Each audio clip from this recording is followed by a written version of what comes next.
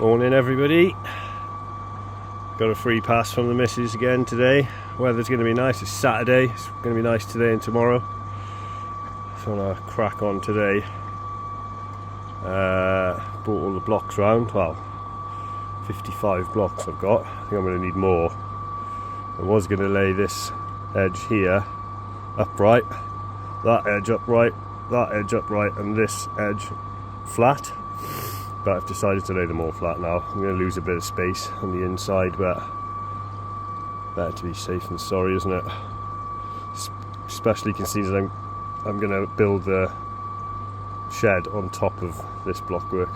You know, if it was upright, not worth the risk. I'm going to try and keep it up to 1500 litres though, so maybe I'll do a block extra tall. It was going to be the same height as that, but there's no harm in it coming up a block, even two. Just spent an hour string lining and measuring, and just really important to get this one exactly in line with that one, so that the shed in the middle lines up perfectly. If I'm out a tiny bit, then I'm in big trouble later on. So measure twice, lay once. Got the old mix on the go. Nice creamy mix. Oh, good. Alright, let's get this first layer down and I'll snap back to you. Bye. Bye bye. Right, first layer down. I'm not a builder, but maybe I'll give some tips that I've picked up. Spend a bit of time marking out, measuring out. Doesn't matter if your base isn't perfectly level. Don't stress too much about that when you're laying it. When I laid that, I forgot my wellies where my dog was, you know, so I couldn't really lean in, but it's only 5-10 mil out, but that's what the cement's for. The cement isn't really for sticking blocks together. That's what I thought.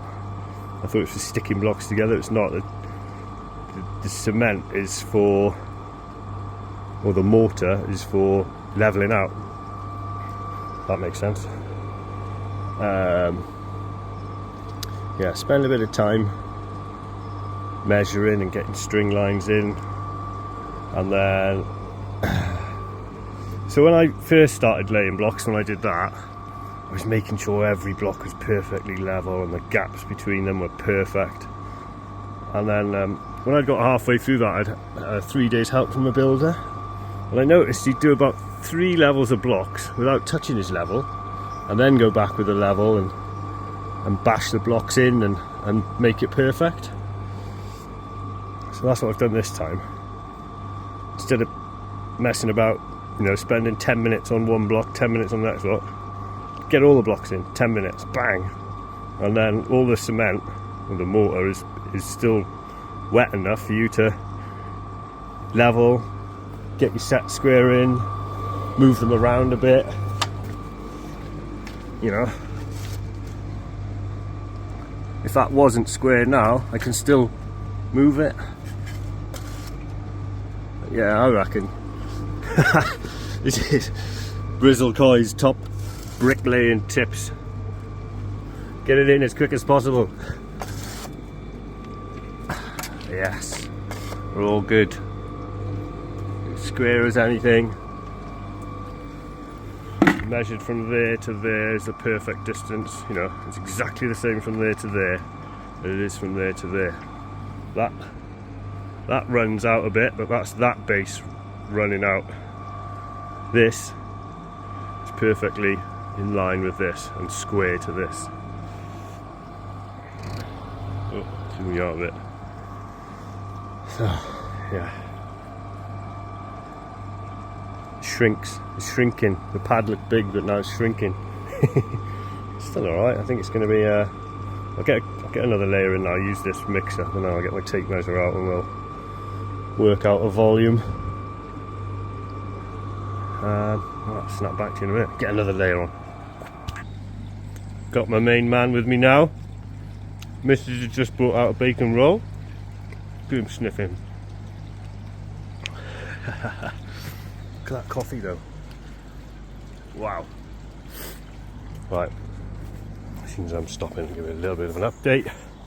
Second layer's going on.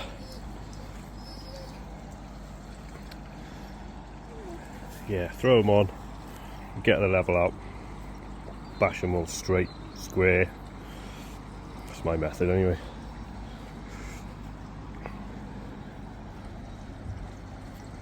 You want a bacon sandwich? You want a bacon sandwich?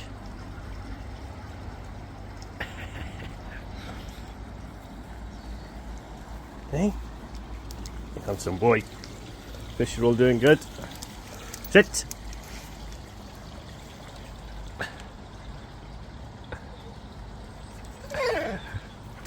Oh. I want my bacon sandwich, don't you?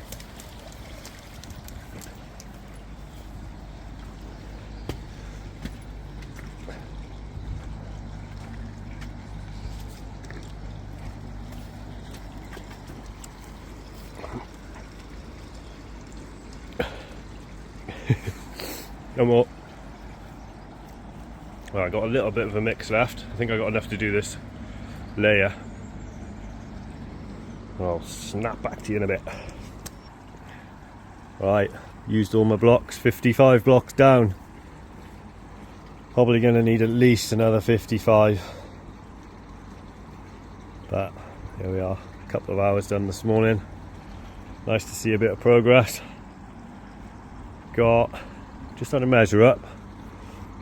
So internal dimensions is 1.6 meters by 990 centimeters. So to get to the 1500 liters I'm aiming for, I need to come up to 1.2. It's got to be 4 foot deep. So I think if you've been following this little mini series, so that's what you can call it, I wanted to come to the block work up to there, so I didn't have to mess with these. But to get to the 1.2, I'm going to have to come up to there, which sucks, but I really want to get that 1500 litres. So I'm only being able to do the block work up to here, and then I'm going to have to move that filter. Yeah, nightmare. But maybe I'll get up as high as I can with the block work until I reach there, and then I'll do the floor in here, lay the patio slabs down there, and then I can move that whole filter over, and then I can do the last layer or two of blocks, probably 2 layers of blocks it's going to be, and then finish the outside. Oh yeah, it's going to be a nightmare, but hey ho, enjoy it. I had a little stop and a think about the window. And that's going to be my window there. Can't remember what that measurement is. It's going to be like 900, isn't it? There we go. Yeah, 900, and then 750, 75 centimeters tall, right at the top edge. Just think about going for a meter, starting the window further down here. But if you go for anything over 750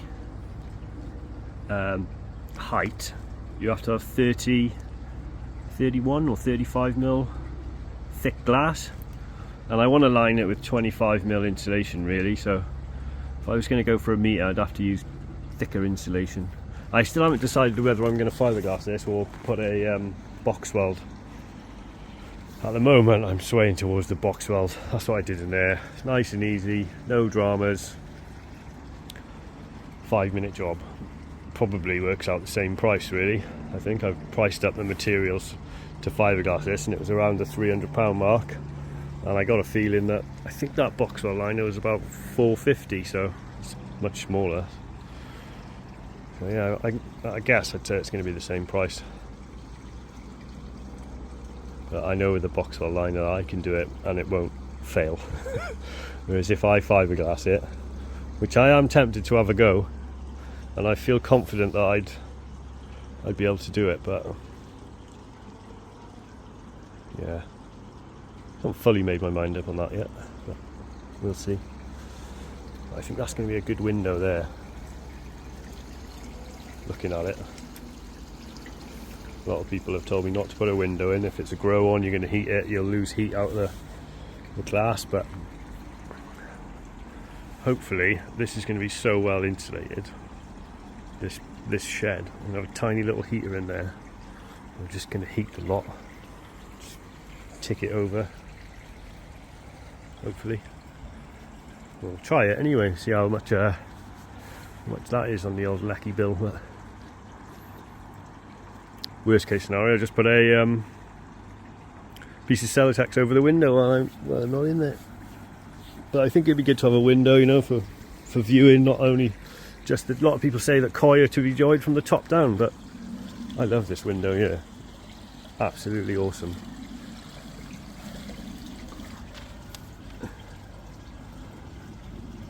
Love it. A little hungry, look.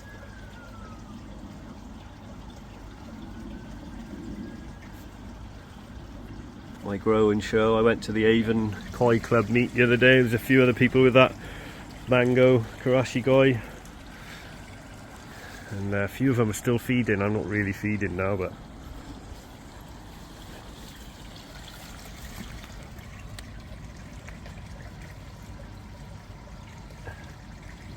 he's alright. He had a bit of a split in his fin up there, but it's healed up lovely. Oi.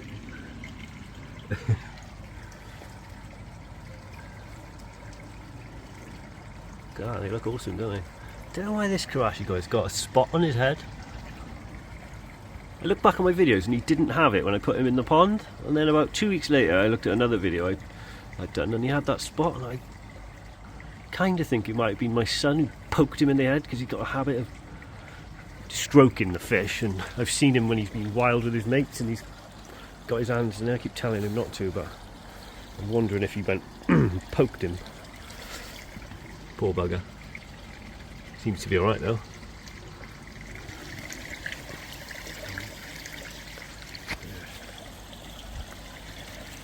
He's got red eyes, that karashi guy, and I'm sure he's blind, because when I put the food in he doesn't know where it is. I literally have to put the food in his mouth. Can't see his eyes now. Yeah, he's red-eyed. He's blind.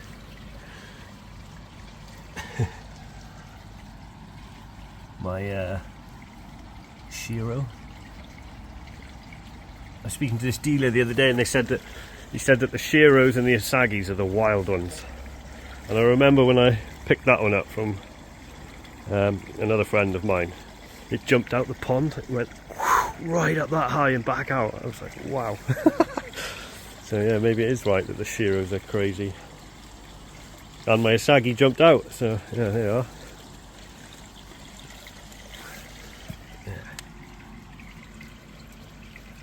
Glass is a little bit dirty, I'm cleaning it for a month. Yeah, so I think if I got anything else to say, I'm going to have to pull this pipe out now. That's my drainage pipe from the pump and those barrels, but I can just reroute that down the other end of the garden for cleaning. Try and get rid of a few more of these bags next week or two. Messy job block laying, but it's hard work. But my other option was to stick an IBC tank in there, but I'd rather knuckle down and get the hard work done now. I think I'll be happier in the long run. Well insulated. Those IBC tanks don't look the prettiest, are they? I want it to be really nice when you walk in here, like really smart and tidy. But yeah. This plant now, I've been reading up online about putting it in a pot. They don't tend to do well in pots, these ferns. So I've got a little space in the front garden, I'm toying with putting it there, but because it's so big and my garden's quite narrow, wherever I put it, it's going to take up half the garden. But I've got like a little corner in the front garden I could put it in. Probably look quite nice out the front as well. Alright, I'll stop waffling. I'll order some more blocks. Wait for another bit of dry weather and crack on. Catch you on the next one, guys. Bye!